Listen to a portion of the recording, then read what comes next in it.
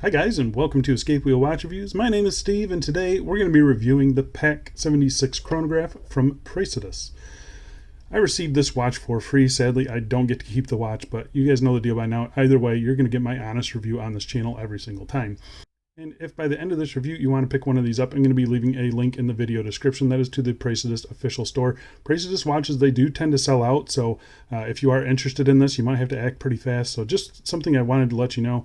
If you have any sort of desire for this watch, you're going to want to act pretty quick, I think, on it. The starting price of this watch is $349 US. That's before any taxes, sales, or coupons, or anything like that.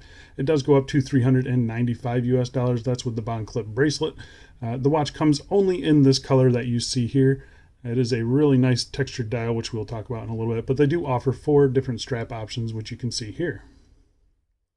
The watch case is made of 316L stainless steel. It has a mineral crystal, a push-pull crown, a screw-down case back, 100 meters of claimed water resistance, and the watch is powered by the Seiko VK64 Mecha Quartz movement. So Praesidus has been a longtime supporter of the channel. This time sent me an unreleased watch so I could prepare the review so it can go live on opening day. So I say we don't waste any time. Let's get right into it. But before we do, always doing a quick wrist check today, wearing my Seiko top chronometer. Absolutely love this watch as well. Go check out the review for that right up here. Now let's get into the dimensions. We've got a diameter of 38.8 millimeters, case thickness of 11.7 millimeters, 20 millimeter lug width, a lug to lug of 45.3 millimeters, and on the supplied leather strap, it weighs 56 grams. So I think the size is great. That 38 millimeter chronograph, this is a very vintage homage. And it just looks great. It's I think a really nice size, and they've got some really nice turn down to the lugs as well. So really happy with that.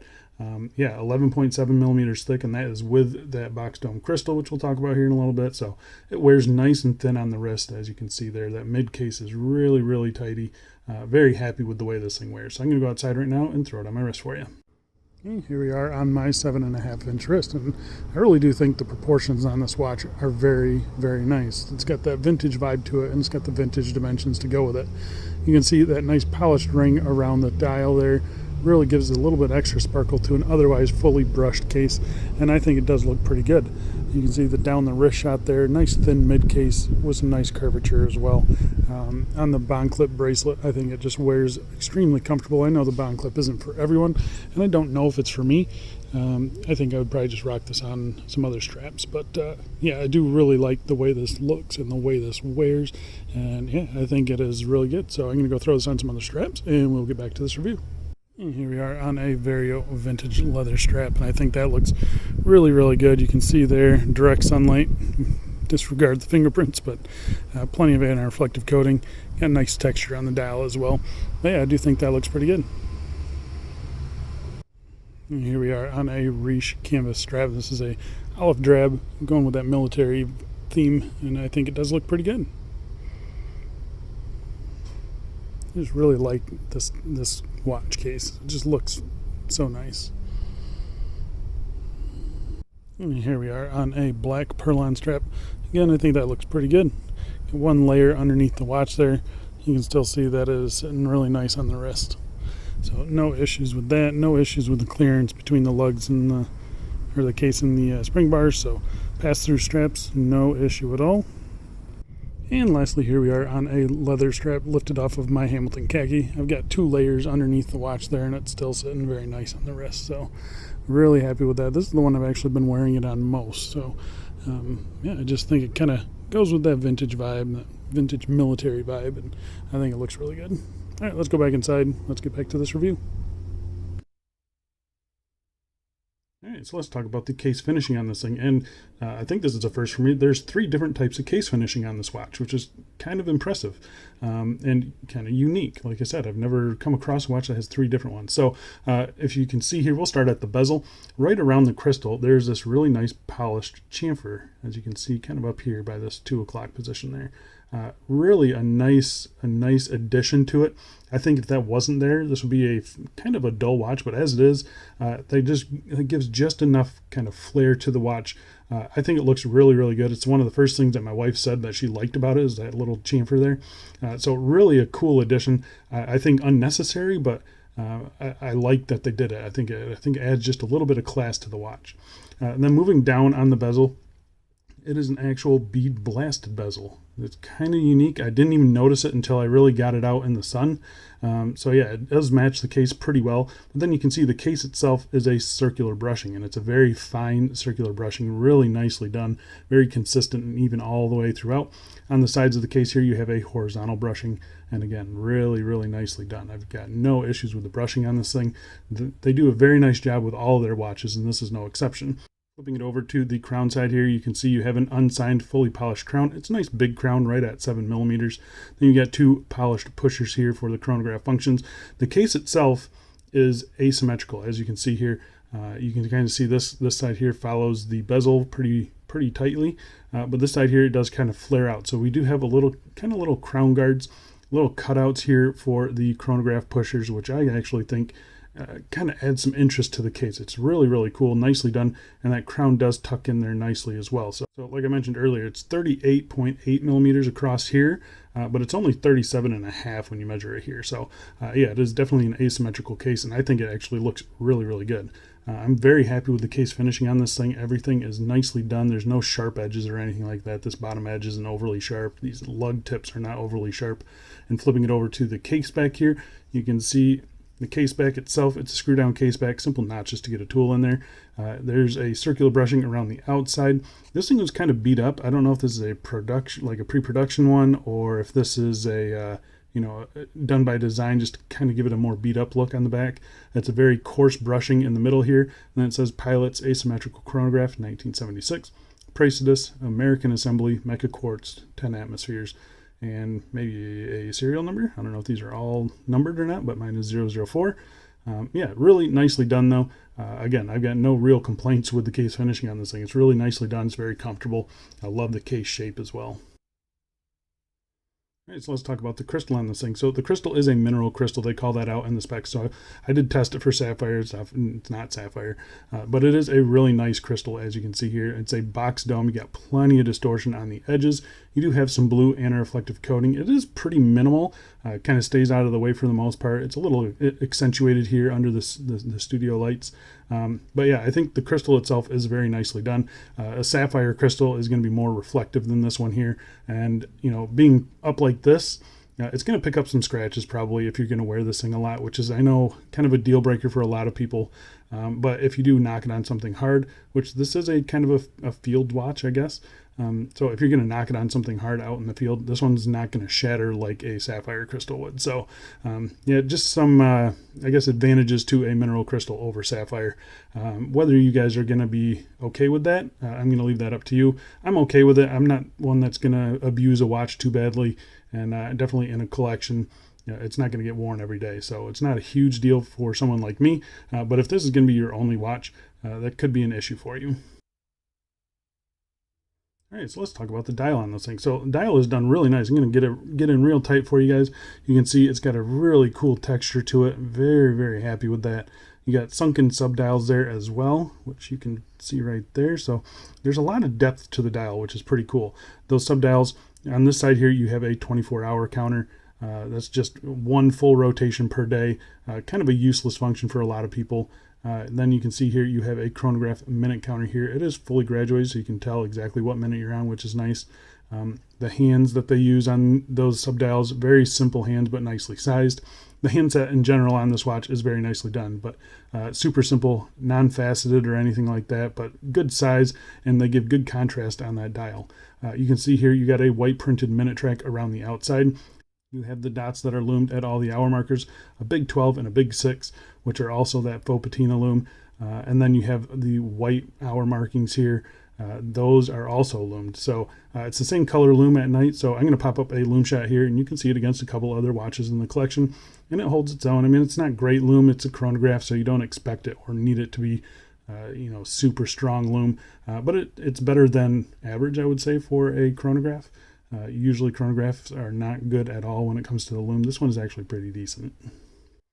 But getting back to the dial here, you can see those Lume dots are actually raised up a little bit, as is the 12 and the 11. It just gives a little bit extra depth to the dial. I think it looks really, really good.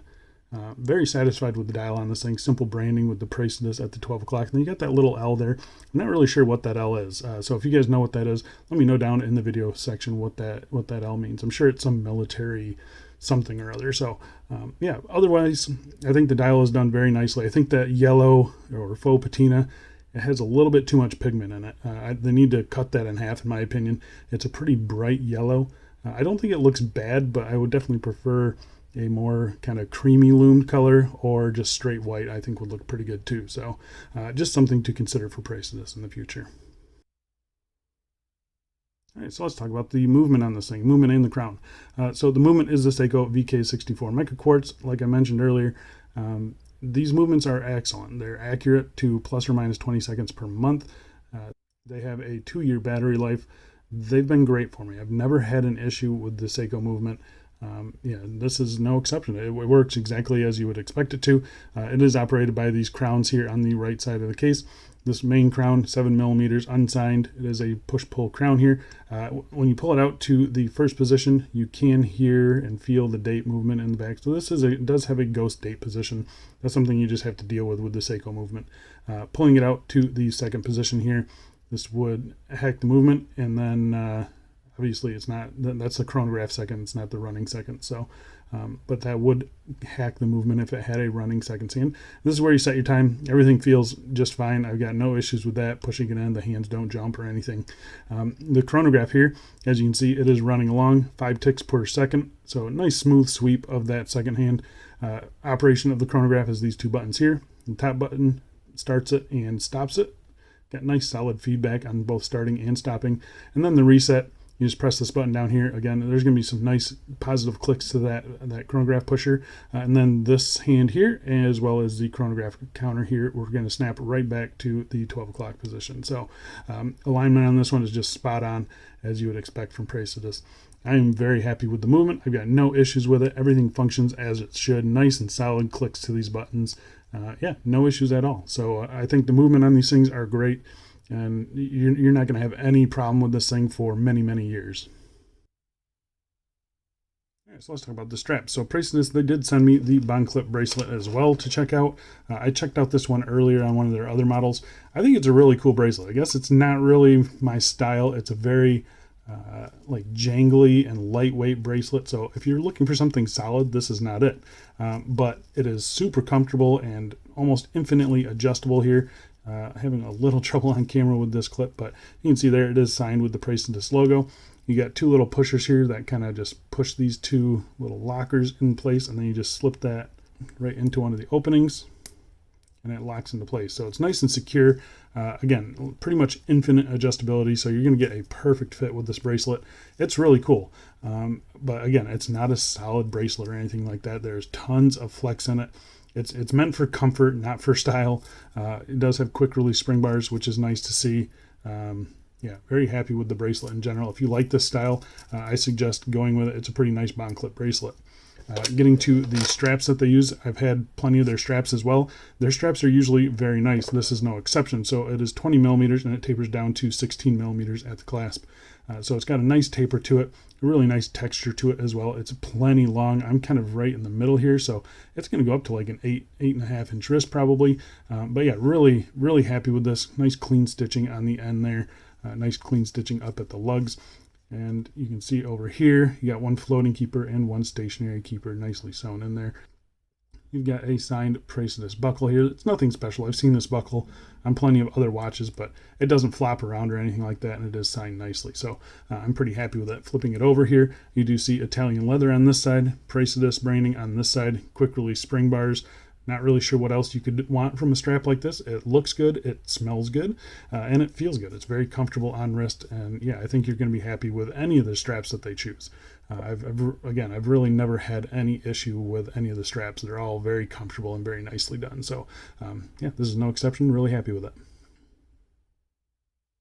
So there you go, guys. That is the Praesidus PAC 76 chronograph. This is, I believe, a first from the brand, the Chronograph movement. So I think they did a really good job on it. I think there's a couple things that they could kind of improve on this thing to make it better. Maybe you could switch to the Miyota movement for the next one. I think I do prefer that Miyota movement. And then the Lume. I think they should just use white Lume, or tone down the yellow on it. It's just a little bit too yellow for my personal preference. Again, I don't think it looks bad. I really don't think it looks bad. But if they just used like a creamy color yellow, it would have been a lot better for me. Other than that, though, I really like the case on this thing. It is beautiful. Really nicely done. The crystal is amazing as well. Very happy with it. Good movement, good straps, nice packaging, and the brand itself is awesome. I've had no issues with any of their watches. No quality control issues either. I think you guys are going to be really happy with it. It's a little bit higher price than what I'm normally showing on this channel, but I mean, it competes very nicely with some of the higher end micro brands. I've got a Yema Rallygraph, which has the same set of specifications, and it's the same price. So they're competitively priced in my opinion. If you're going after something that looks like this is a really good option for you. I think that's it for me. Thanks a lot for watching, guys, and I'll see you in the next one. See ya.